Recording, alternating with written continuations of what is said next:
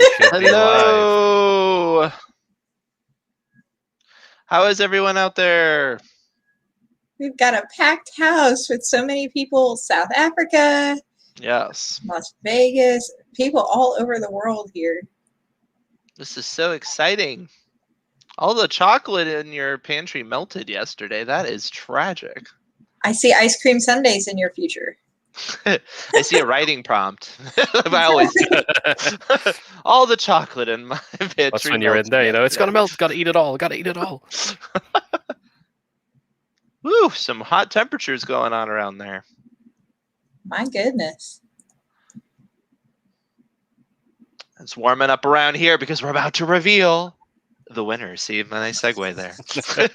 Yeah, so, well, I think by this point we've reached boiling point with the anticipation. So I like that. Don't worry, we're about to take the lid off and let the pressure go. So Exactly. it's good to see all the regulars in here. Everybody excited?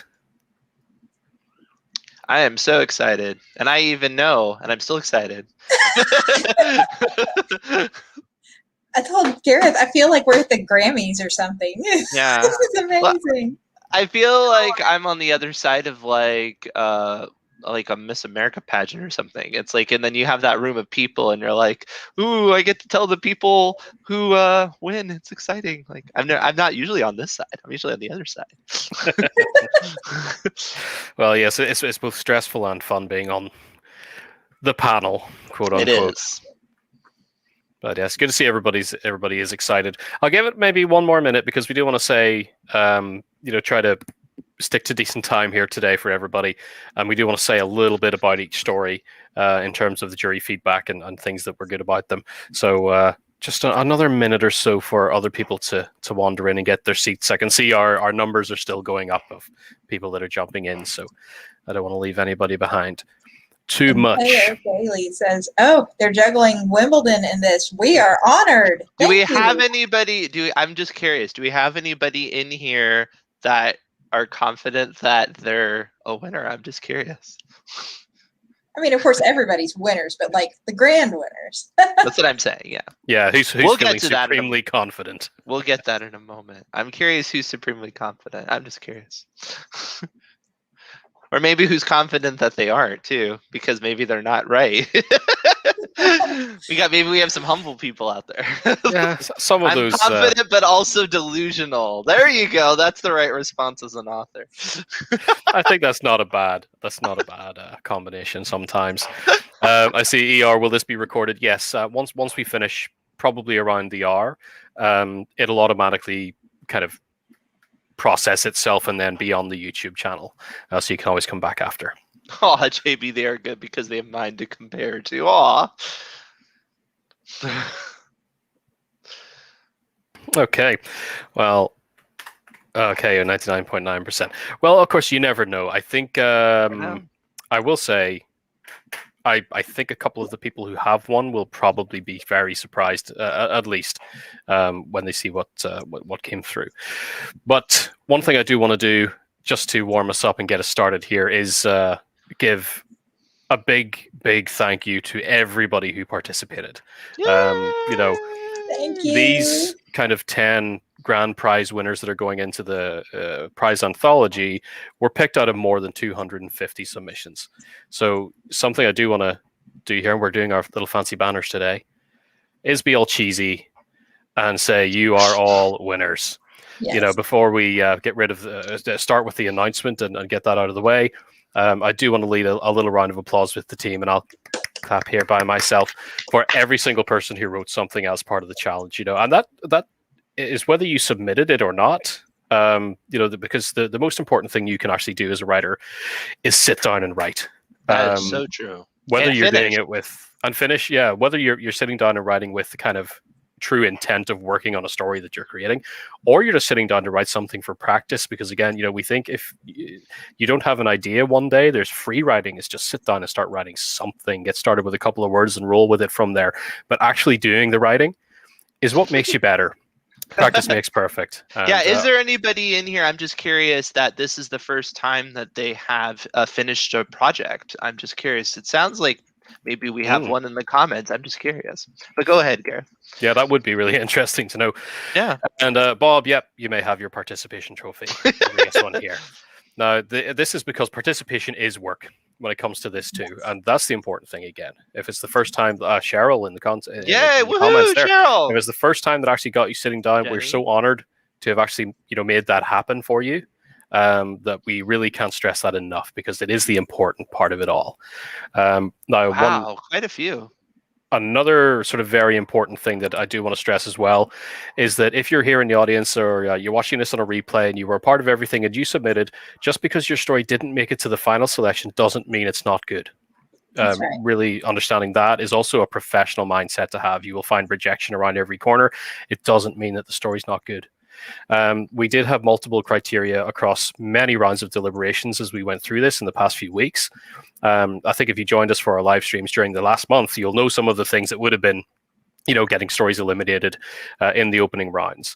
And I can reveal, I think we can all reveal that, yes, absolutely, there were some really excellent creative stories that had superb elements to them, wonderful voices speaking through, plots that were really thrilling and involving.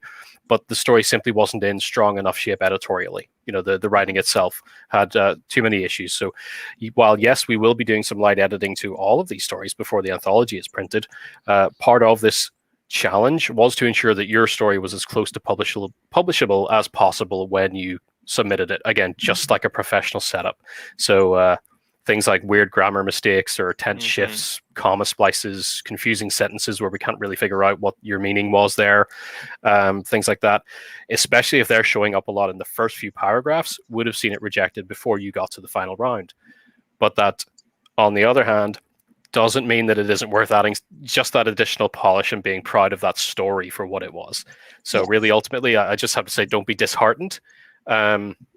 Over the past few weeks, you may have seen, if you've been in the community on Facebook and whatnot, over these past few weeks as well, we've completed a large number of critiques of stories that people entered into the competition. So they asked us for some feedback, and we've had excellent feedback from those authors as well in the things that were pointed out in the suggestions. So I hope those critiques have helped show how much potential every story has, and how just even a little more work can really make them something special, even if it's not in the best shape right now. So don't give up on it.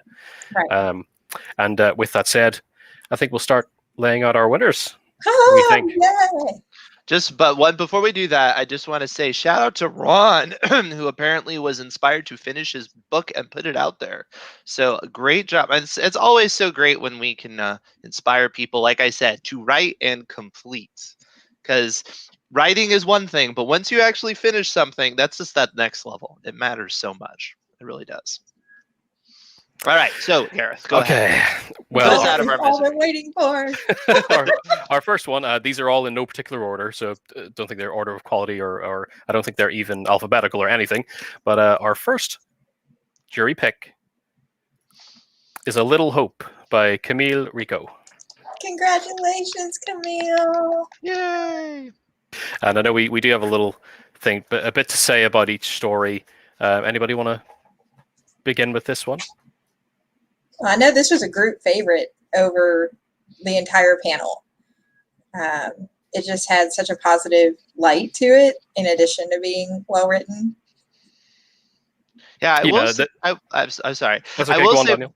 Yeah, I will say one thing that did make this stand out, and this is something that comes with a compilation of things like this, is that we did appreciate that it was a more optimistic story, because we had a lot of people, and I think it was because of time and place and everything, and there was a lot of dark writing, and it did manage to stand out in the group because of the different tones. That's something to keep in mind too when you get accepted or rejected, is sometimes it's just a matter of if your work is similar or stands out in comparison to the group that you're within. Yes, I agree. Oh, well, Disney fanatic, you're going to find this was something I was going to remark on later on when we get to the end of all of these, but we were talking behind the scenes about this. I was either earlier today or yesterday, and it became really obvious to us that between the ones that actually made it through and everything that was generally everything that was submitted, there seemed to be a very dark bent to most of the stories, and not so much where when it wasn't dark in terms of going into horrific territory, it was really emotional or introspective or meaningful topics that people, serious things people were tackling. And we were just kind of talking and throwing that around and thinking maybe it's something to do with the general, what I would say, the zeitgeist of the past like year and a half gradually building. People's frustrations have led into that or whatever. But yeah, I mean, this one was not a particularly dark story. From my perspective, I think it had a nice positive arc for the main character, which really made it stand out. It's like a nice little superhero origin story in a way, where someone who is at risk of going off the rails in life is then turned around by a positive figure, which again has a lot of thematic things to say that we really, really appreciated. That's right. Well, for those of you who are saying, oh, well, that doesn't mean you accepted dark stuff. Oh, we did. We'll get there. Yes.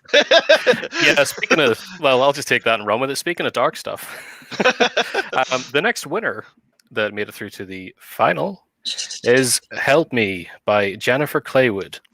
Yay, Jennifer! I think our kind of jury feedback on this one was sort of like, well, Jennifer, yeah, this is a very, very dark horror story that in some aspects almost veers into the extreme end of things. Back in the beginning of the writing challenge, if you all remember, we provided a ton of prompts you could use to work from. And I think everybody in the panel could see very clearly that Jennifer went with the prompt involving a psychotherapist who actively tries to make their patients worse instead of helping them. And she's done that with a real intriguing bent, taking that concept and putting us in the mind of that character. It's not we're not really in the mind of the patients or things like that. It's digging into that person and seeing what it could be about them that's made them so twisted. It's very, very tightly written, consistently strong in the tone, which of course is bleak. And the ending goes down a path that's even bleaker. It's like going right into a pitch black tunnel. So there's kind of a revenge element, and nobody involved in it comes out looking good, which gives the whole thing a wicked mean streak. We couldn't stop reading it. So well done, Jennifer. Yes. Next up was Locked by Robert J. Gannon. Yay! Congrats. And this one really stood out to me because it did such a great job of putting you in the head of a very fascinating protagonist, because the work was about this person, and the hook was just, why is my car door? Oh, look, Robert's here! Yay! Robert! The hook was the character was just wondering why their car door might have been unlocked, and they go through this long process of trying to figure it out. And along the way, we start to realize as an audience that the person themselves doesn't have a full grasp on reality and memory. And as somebody who ends up with weird memory holes all over the place, I could totally relate to the protagonist's situation. And I just loved the viewpoint and the way the author used some interesting devices such as security cameras. It was really cool. It was riveting in its simplicity, and that's hard to do. Yeah, I very much like the repeating motif of jumping into the security cameras and just kind of brief descriptions of what's on camera 1, what's on camera 2, what's on camera 3, and they kind of build the tension as they repeat. And you're trying to put things together and understand, is this protagonist having problems here with his memory, or somebody messing with him? I don't really know, and the cameras become a key part of that, which was very, it just kept you glued to it. Right, and I think for me, just being in the POV that it was so immersive that it felt like it was me acting out what's going on in the story, and that was such a great hook. Well done. And then our next one, More in Common Than the Rest by, I hope I pronounced this all correctly, Janice Takia Pardo.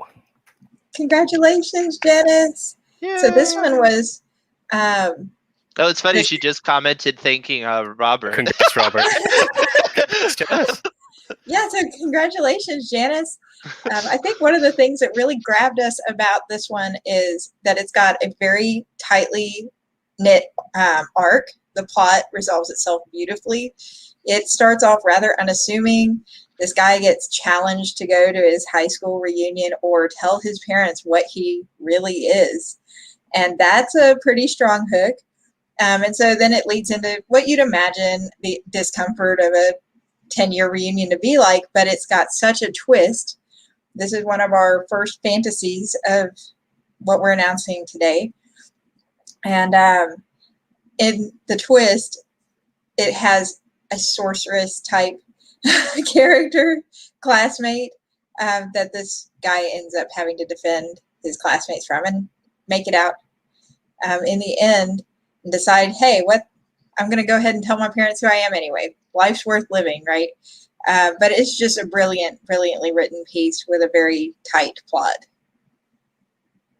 Yeah, I thought in this one, the fantasy bent and the fun that's kind of wrapped into it, the feeling of fun, especially like early mentions of Dungeons and Dragons and things like that.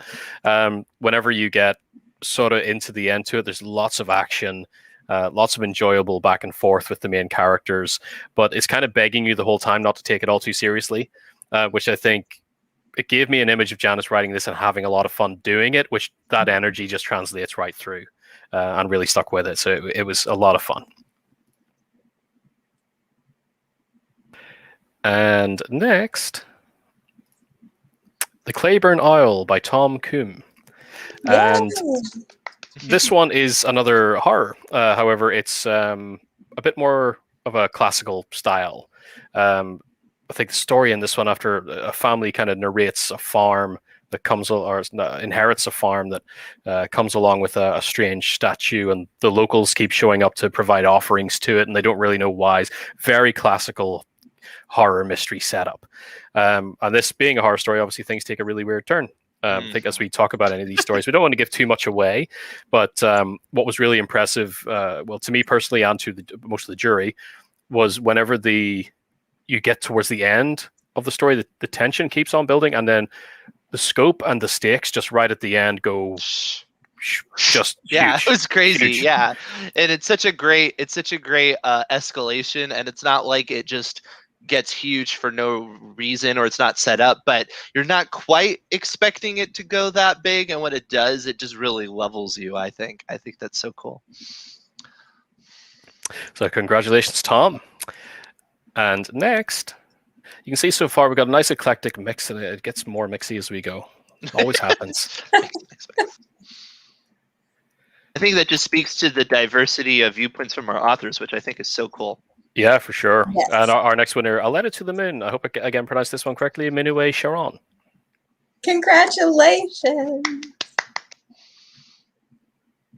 This is another team choice of the whole panel.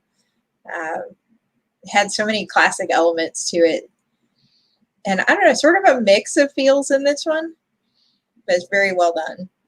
Yeah, I think this one, you might be able to guess from the basic premise. A couple of kids are building a rocket ship to go to the moon to deliver a letter to their mom.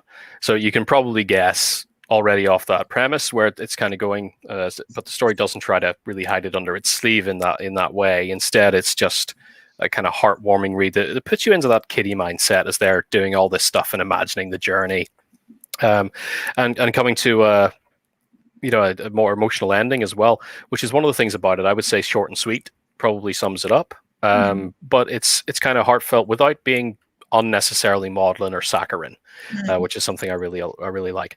And the theme of it reminded me of a video game called To the Moon, which I played years ago, that blew me away with its story. So it felt like something in there was an inspiration here. If it wasn't, well, you caught the same vibe. Yeah, I really agree with what you said about that childlike quality, because that's something that's hard to capture in not a cloying sort of way, but it felt very authentic, and I was, it put me in that mindset, and it made me very sentimental for like old school, like 80s movies where the children are off on an adventure. It's really what it gave me that vibe, and I really appreciated that. Yeah, and again, well done. Our next one is Better the Death You Choose by Rod Raglan. Congrats, Rod. So this one, I think had a brilliant ability to be sort of a dark feel in a light way. I don't know if that makes a whole lot of sense. The actual topic could be written very darkly, but instead you're seeing life through the eyes of this character as he finds that he has developed some dementia type mental illness, and that he would rather die on his own terms, which sounds very depressing as I say it, but just the way it was written so lightly that it made it just a very immersive and easy read. And the author did a really good job of highlighting the characters as the focal point of this story, as opposed to the events surrounding the characters. Yeah, I think you totally hit the nail on the head of why this piece works so well. Whenever you talk about subjects like dementia or different things, it's so easy to talk about get kind of plottish, you know, and the people almost become just very flat, and it's just about the situation. But this was so grounded in the humanity of the situation that it really it does soften it to some extent, despite the horrificness of the situation. But you know, it's like the ability to see humor, the ability to reflect in a humanistic way, just it turned what could have been something that would have felt almost like exploitative or just like, I'm going to go there for the sake of going there, into something that was very beautiful to read. Mm-hmm. Yeah, I would agree. I think kind of going off what we said about the moon, Letter to the Moon, is this one again carries that there's the same kind of heartfelt feel to it. Although this time the ending is kind of bittersweet. You know, it manages to really get into that. And I think, like you said there, Daniel, there's something about when people are writing about topics like this, dementia in particular as well. You almost always see it framed as though the dementia is an adversary that's using a family member as a mechanism to attack the main characters. Mm-hmm. Like it's affecting them the most. They have to deal with this. And here we're kind of stepping into the shoes of somebody actually suffering from it, that is being affected and making decisions and understanding, which made it very, very human. And our next winner is Worlds to Atone For by Bettina Huntenberg. Yay! Congratulations! This one is one that I can say on behalf of the entire panel was one that grabbed all of us and did not let go of us. This is our first sci-fi I think we've announced for the series. So again, as Gareth said, we're getting a little mixy here. Mm-hmm.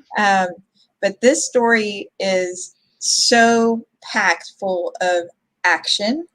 Every scene flowed just like a page-turning flow so easily for such a short piece. It's amazing how much Bettina was able to put into a 5,000-word story, and deliver us a time traveler going back in time to try to stop somebody who's gone rogue. And then there's the twist.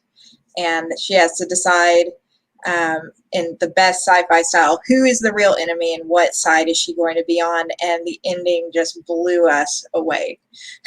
It was a lot for a 5,000-word piece, but most of us, I think, would definitely go back and read it again. Yeah, this one I would have to agree with it immediately gripping. Just a really great fast setup, and a very strong thematic core to the story for me too. There's a lot being kind of spoken about here underneath all of the metaphor and the sci-fi setup. And it had all these elements that grip me in that kind of sci-fi setup story with like rogue agents and things aren't what they seem to be.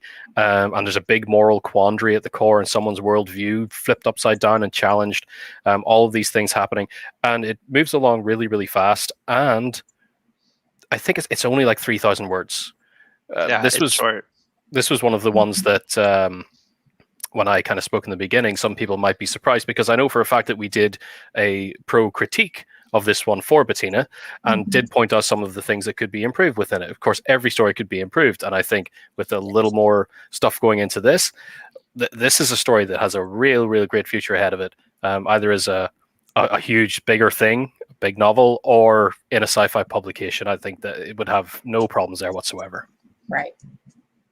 Yeah, I mean, it was able to juggle so many different elements between the world building and the character motivation. And to Garrett's point, you have character motivation that has to flip throughout the story as information is unfolded. But because of the way the author did it, and we were able to experience that with the character, the flip didn't just seem like a plot contrivance. It felt like an outgrowth of the same information. You know, we could relate to what they would decide based on the information we were given as well, and it really just kept you kind of guessing and thinking all the way up to the last moment. And when it stopped, it was almost like you had to be like, okay, wait, well, you know, like, and then you had to like kind of think about it and process it, which I love stories like that. Yeah, top stuff. And again, congratulations, Bettina. The job very well done. And we have our next one, if I scroll my list. The Knight Howler by Eric Locksh. Yay! This one immediately hit a lot of my sweet spots. I do love superhero as a genre, but the way that this story, the unusual take it had on a superhero, because you end up with an anti-hero, which that's been done before, but I've never seen it quite done like this. And what I loved about this was more than just the solidness of the concept, was the execution was just first rate. There were so many little touches. Characters that only had like 3 or 4 lines of dialogue, there still was a sense of a richness and a distinction between all the characters that I just really enjoyed. And the world building, like, this was one where I really wanted it to keep going. I wanted this to be like the beginning of a larger work, because I just loved the world, and I thought there were so many interesting elements that I only got to see a little bit about. Yeah, the this one, I think I got exactly the same kind of feel in terms of the world, and I think it was, what was it? Everybody, just about everybody on the jury, kind of as soon as they opened the file, were smiling at least, or grinning, or laughing in some way, because of you see the subtitle under the title, so it says The Knight Howler, and then just below that, The Shriek in Darkness, The Cry of Justice. And I was like, okay, I'm into this. I read comic books. Yeah. And then it surprised me jumping into it as well, you know, because as perfectly comic booky as that sounds, the story actually winds up being more serious and engaging with more kind of serious themes and what's going on in there, as this superhero is desperately trying to avoid obscurity. Mm-hmm. But I really enjoyed the world building, and the number of characters kind of seem to be really quickly thought out, but really well thought out. I think Eric probably reads a lot of comic books in terms of their names and their kind of shtick, because it opens up with a fight. I'll spoil the beginning anyway, but it opens up with a fight scene between the Night Owl and a villain called Blackout, and the narrative is very self-aware with what it's doing there, in terms of the villain is sort of strangling the Night Howler, and he's like, "Prepare for a blackout." That just made me laugh so much. An excellent mix of this kind of self-awareness, an element of fun, but also some real earnestness at the core of it, which really caught me. And when I got to the end, I was like, I want more. I want more of this. Right.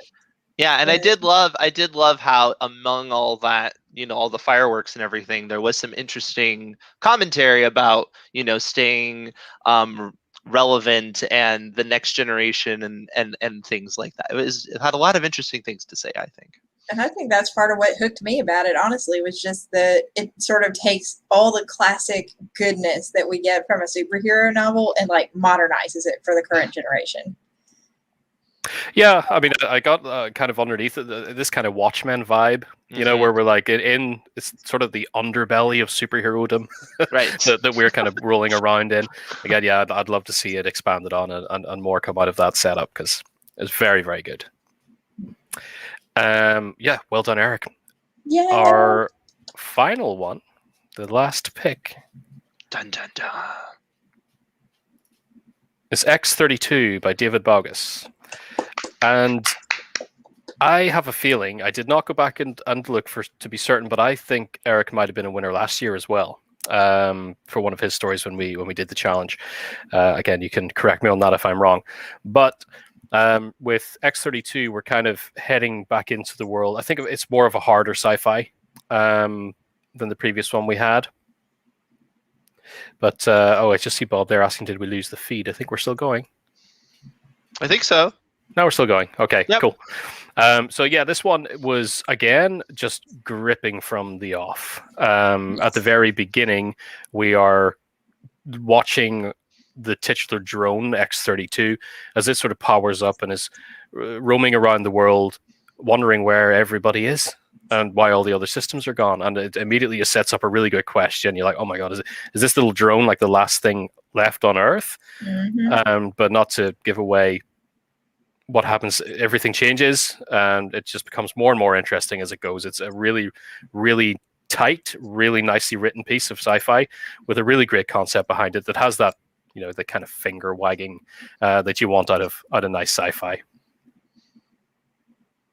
Yeah, it was brilliant. It was brilliantly hooking from the very beginning, and then you're just sort of stuck reading it until you're done. It's one of those things that's like, really, David? I was going to go get pizza right now, but I got to finish this first. Exactly. Like, everything must wait. Silence all around. We must finish this story. No, it was brilliant. Just the build up to everything and the mystery, which seemed to get more profound as you went along. And then toward the end, it just having the light bulb moment all came together beautifully in this piece. Yeah, 100% agreed. It's that really nice arc of going from kind of a mere question with nothing much going on to just gradually ramping up and giving us answers as we explore and uncover more in the world and all that. And it's such a short little story. It did it wonderfully and built to an end that, again, for sci-fi fans, is probably like, yeah, that's what we deserve.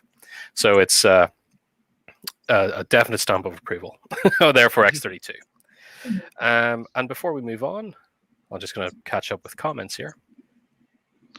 Yes, a fair amount of you are asking if you can read the finalists, and the anthology that we are publishing is a trophy for the winners. It's and the reason why, it's not because we don't want to share things with you. It's because the purpose of this is to be a writing challenge for the community, and it's always possible that these winners will take their work, they'll get motivated, maybe they'll make some adjustments, but then they might go on and publish it somewhere else. And so we don't want to, this is not going to be considered an actual publication, because this is just, a prize for these people. So it still gives them the opportunity to present, because a lot of publishing places, they're not going to publish something if it's been published before. That kind of defeats the purpose. So, we don't want to deprive that from anybody. And this is really a challenge for everyone. And to Gary's point, you're all winners, and we had a lot of people like I was so excited to see that actually finished something for the first time. So that's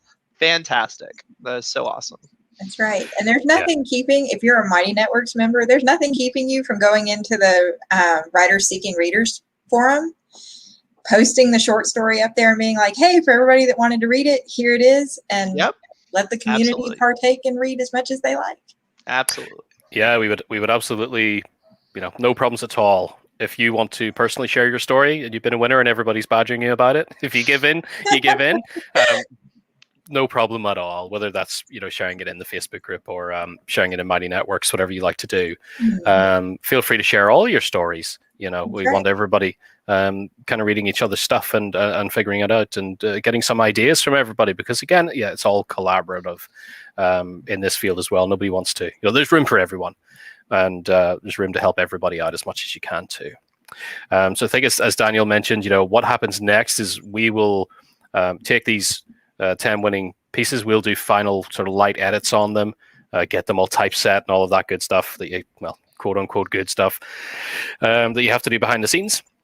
And then we will be shipping out a single copy of it to each of the winners. So pretty much there'll be probably 11 copies in existence. So one for each of the winners and one for us.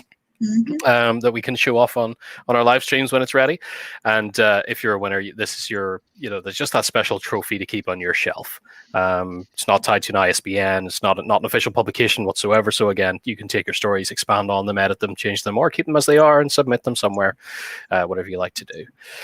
In terms of the timeline, getting it all ready may take some time. So if you are a winner, I know you're probably excited, possibly on the verge of hyperventilation. Don't hold your breath, though. It may take a little time. I think last year it was a couple of months by the time we got everything together and shipped out. Now, we do hope to move a bit faster this time, since we have a bit of a process and we know suppliers that can get us all the things we need and all of that to actually get it printed and out to you. So that said, I would say keep an eye out a little later on our live streams in the next few weeks for a cover reveal, we hope, where we can show you the cover with everybody's names listed on it and whatnot there. And you see, ER says his submission's already been accepted into an anthology. Congratulations. Fantastic. And that's what it's all about, right? It's motivating you so that you can go forward and beyond. To infinity. Yes. Now, Speaking of beyond, Gareth. Yeah, speaking of beyond, I think as I mentioned in the beginning of today's event, if your story didn't make it to the grand prize, don't be disheartened about that. And it was so great to see ER's comment there.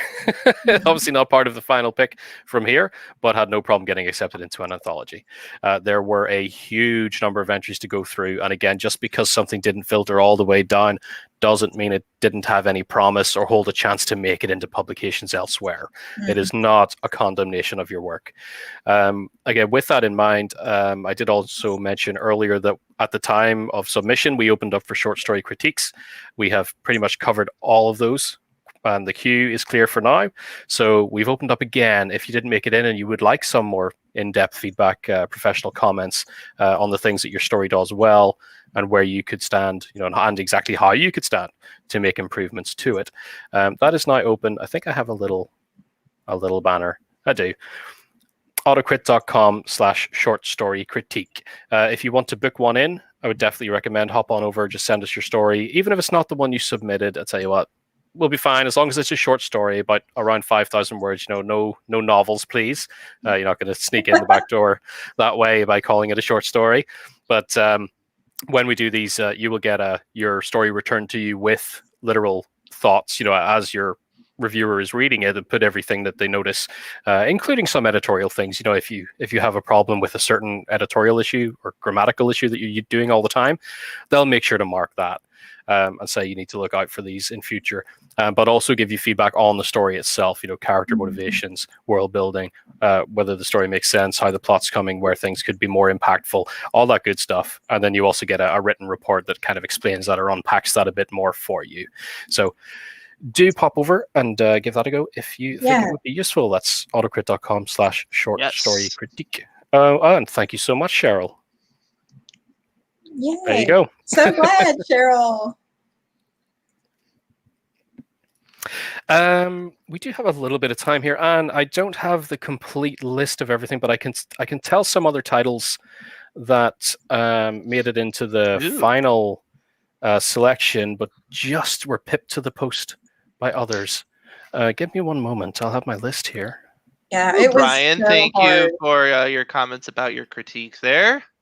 Yeah, it was so hard, guys. Picking for our panel to have to pick out of that final batch, it was a long discussion. Yeah, I can tell you it's not easy at all for anybody. I mean, it's hard being on both sides of the desk. let's put it that way. As Daniel was saying earlier, first time being on a panel, the responsibility hangs over you. But I found my list here. I love this question from Stephen. What are you going to do with all your spare time now that you don't have 500 stories to read? Well, I will let you know, Stephen, that we do have a couple of classes coming up. So around here, we keep busy. So, for example, we have a sci-fi class and a fantasy class and a horror class all starting this next week. So if you are interested in any of those genres, check them out. And the good thing too is that even if you don't specifically write, for example, horror, the horror class is just a great way to learn about writing any scenes that deal with tapping into fear itself. So if you have, if you're going to have darker scenes or scenes that tap into fear, you know, they go there in the class, so you have to be prepared for it. But it's a great exercise in preparing your audiences, setting up the scenes, how to work with tension and all of those points to get that feeling of fear from your readers.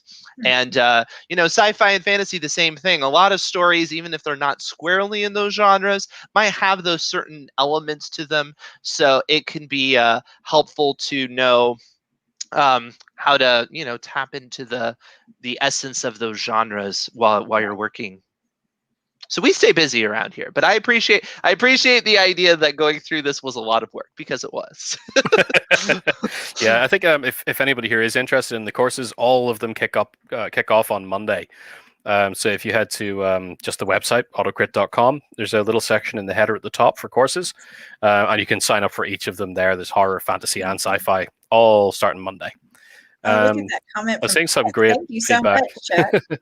I'm also glad, JB, for the opportunity for us to give you an ego boost with the Yeah. critique. And Chuck, my critique killed an aspiring author. It was the birth of a real author. I don't think you can get much better than that. Oh, that's great. That's great. Yeah, Yeah, thank you so much, guys. I really do. We really appreciate it, because it is tough when you're giving critiques, because you want, you know, we want to tell you the truth and help you. You know, we don't want to just enable. We do want you to be motivated, right? But obviously, you know, just giving you a pat on the head saying everything is excellent, so you could feel good about yourself in every single way, it's not going to help you grow. But on the other hand, we certainly don't want to discourage anybody, because you know, everybody starts somewhere, and everybody can use improvement. And so, you know, it's tough finding that balance. So I'm so happy to see that everyone is happy with their critique. So Yeah, and I think the winner's circle definitely shows, you know, that you can have a good story, and because writing is an art and you grow with every story you write, it can still be improved. Yeah. You know, and taking those small improvements you can make from every story is what makes your craft get stronger and stronger as you go along. Indeed, yeah. Following up on I've got my folder here. I don't have it in an easy list, so this may take a little minute, but some of the ones that made it definitely right to the final selection, but were again just pipped to the post by the final 10. One of them is When Have You Been by Christine Davidson. And then there was, forgive me, I don't think I have my spreadsheet to get all the names, because if you remember, we took the names off everything when we put them in the files. So they were blind judged. But there was Burn the Bookish, which was quite a fun little fantasy piece.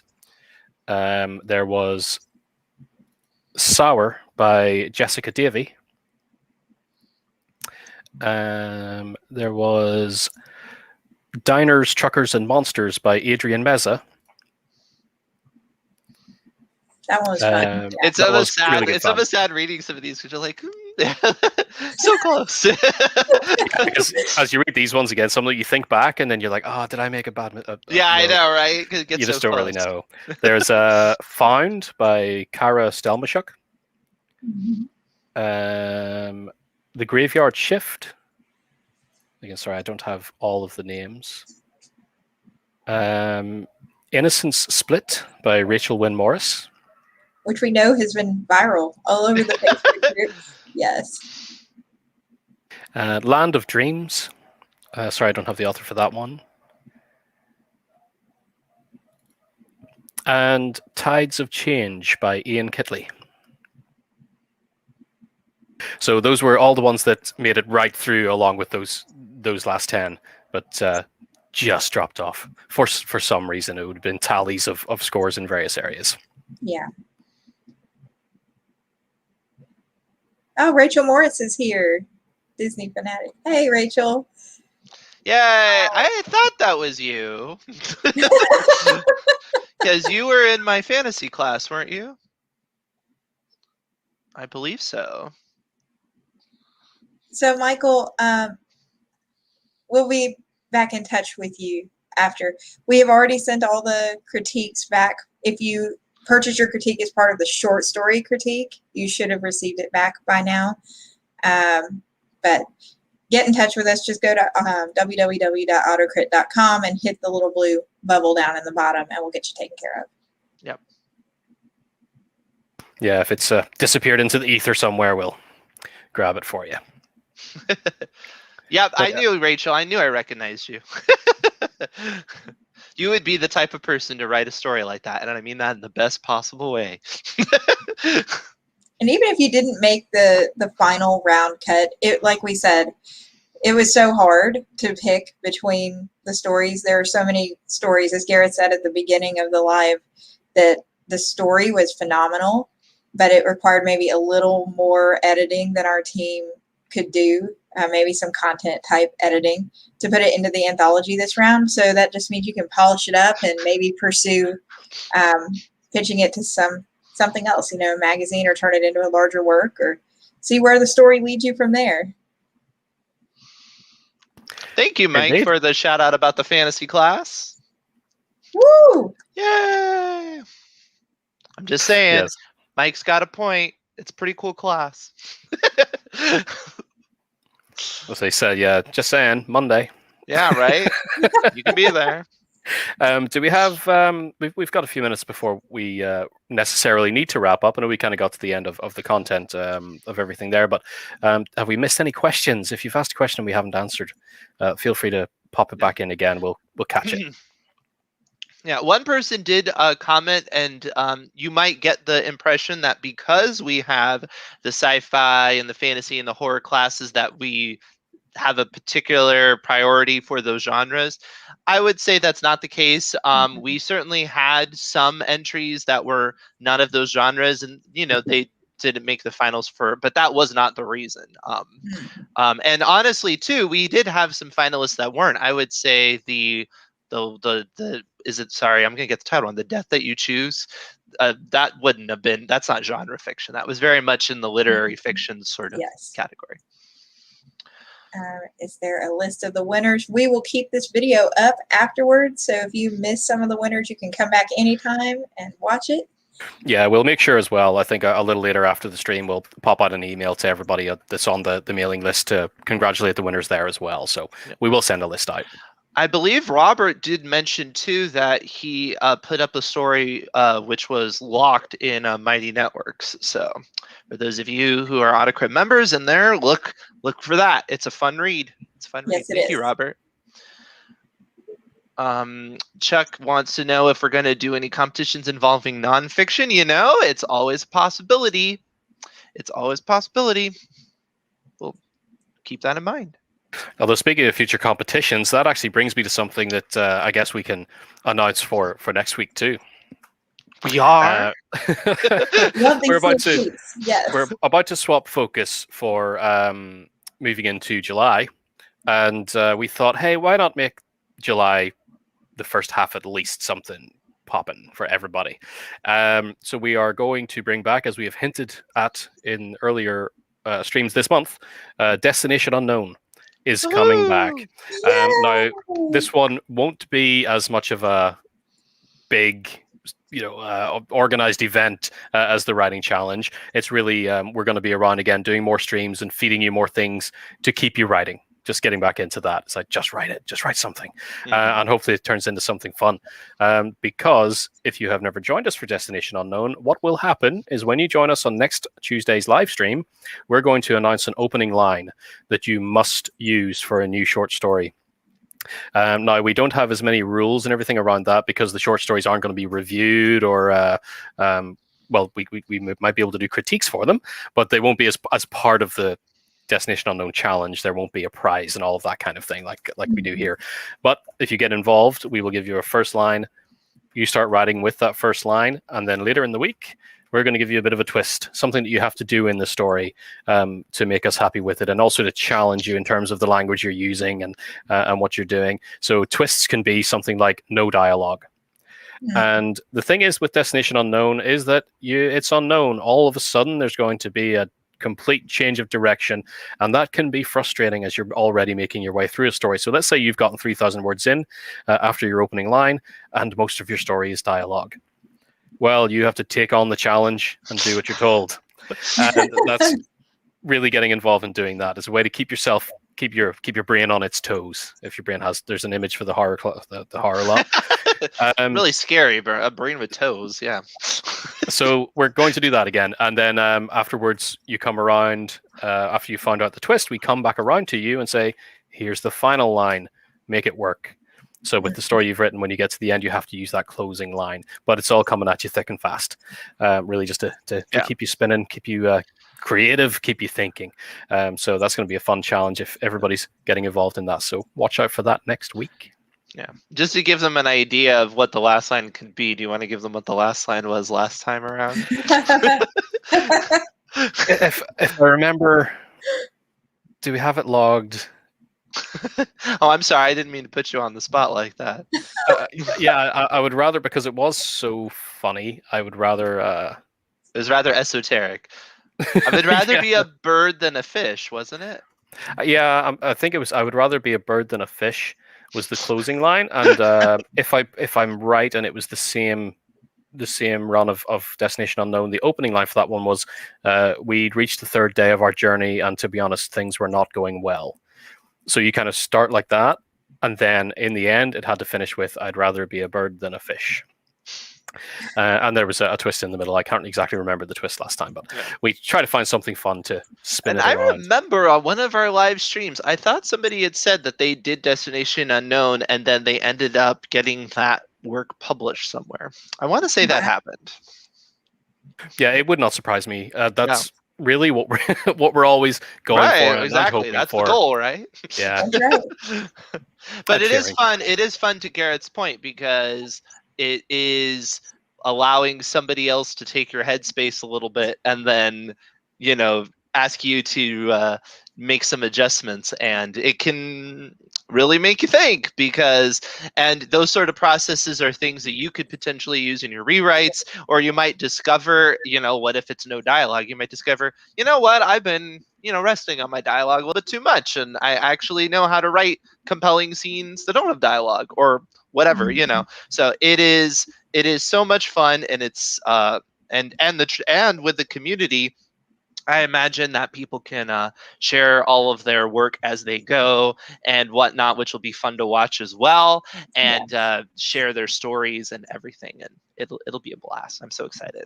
Yeah, and I guess the twist at some point can make you a bit angry as well, based on what you've been working on as you go. It's like, no, how dare you flip the table so much? But it's part and parcel of the whole thing, so you learn to deal with that, and just roll with the punches. That's a very fun live stream. A day in the life of a I don't recommend doing the spit take. Don't take any big sips before Gareth. You may want to have a punching bag nearby. And the thing is, with it as well, it's not genre locked or anything like that. So literally just the opening line, closing line, little kind of twist in the middle in terms of structure usually, but everything else is open to your interpretation. And Anne, I'm so glad you asked that.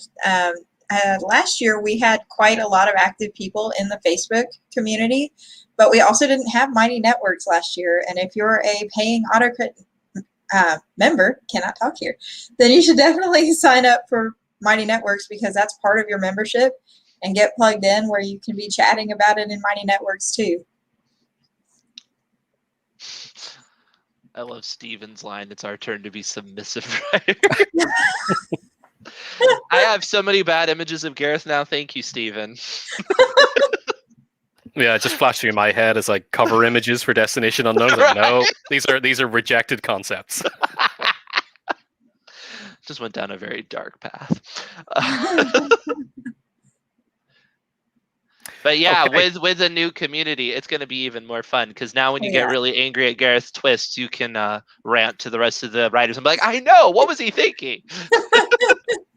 You can actually tag me in. That's the kind of hate mail we love. We love that sort of stuff. Gareth loves that. It's all fuel. It is. Well, again, I think we're caught up on everything there, so we'll call it a day and let everybody go. Again, congratulations to everyone who did Congrats, something. everybody. Congratulations to the winners. Congratulations to those who took their stories and got them published. Just amazing. And we do hope you'll join us next week and get involved in Destination Unknown as well, and pump out another story that goes in your repertoire. So that's going to be fantastic. And again, whatever has happened, whether it's been a winner or not a winner, if you would like some professional feedback on your short story, autocrit.com/short story critique will take you right in there, and we'll get that turned around as fast as possible for you, and hope you find that exceptionally helpful too. But again, yeah, just round of applause for everybody, and thank you so much. Bye, Thank everybody. you. Bye. See you next time. Bye.